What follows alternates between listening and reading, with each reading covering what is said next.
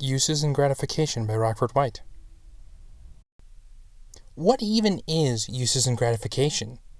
In order to try to make sense of this theory, we're going to break down the name first, and see if we can't glean any information from this theory. The first part of this name is uses. Considering we've been talking about mass media, we're going to assume it's talking about the different ways we ingest media. The second part of the name is gratifications. The second part of this name is equally as unhelpful in understanding what this theory is about, but let's try anyway. We can assume it's talking about how you feel after consuming media, like reading a good book or watching your favorite TV show. Now that we have no idea what, if anything, we're saying, let's see if we can't learn a thing or two here and actually discuss what this theory is about. This theory is an attempt to make sense of the enormous volume of media we interact with and explain why. The primary driving force behind this theory is that by understanding the needs of the consumer, the reason for consumption becomes clear. This theory also aims to clarify if media has an effect on the viewer. There are 5 main assumptions of this theory. Assumption 1. People are active participants in the viewing experience. What this assumption aims to say is that people are not emotionless, unchanging observers. The assumption is that people also use media for a deliberate purpose. People seek to gratify needs. As the name implies, people will actively seek out different types of media and content in order to satisfy a craving or a need. For example, if 2 people come across the same video on YouTube, their reason for watching that video is to satisfy their particular need. Assumption 3. Media competes for our attention and time.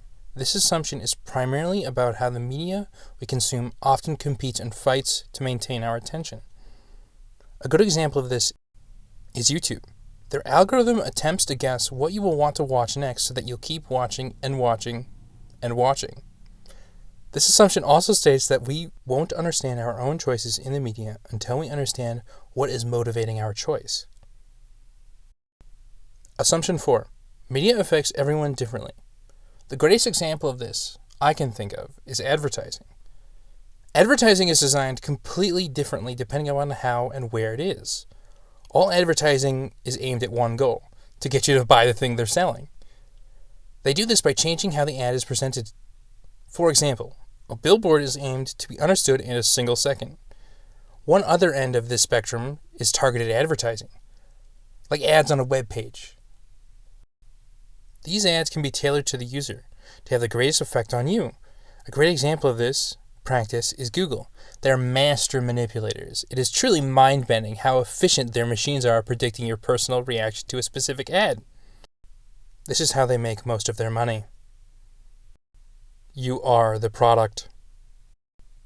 Assumption 5. People can accurately express why. The assumption that is being made here is that people can actually explain what media they consumed and why they consumed it.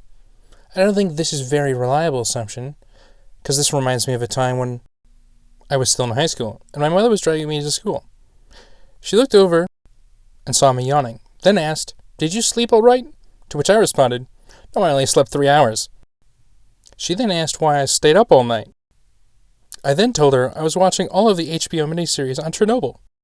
She then asked me, with a judgmental attitude, why I did that, to which I responded, sleeping seemed kind of boring at the time. Okay, so next we're going to talk about the topology of uses and gratifications, which kind of feels like it needs its own lane. This is sort of like a list of reasons why people consume media. This list is proposed by a communications scholar by the name of Alan Rubin. He attempts to categorize the reasons people give for consuming media. Passing time, companionship, escape, enjoyment, social interaction, relaxation, information, excitement. Okay, so next we're going to briefly talk about parasocial relationships. It's kind of this strange tangent the book goes into about something to do with relationships people have with TV.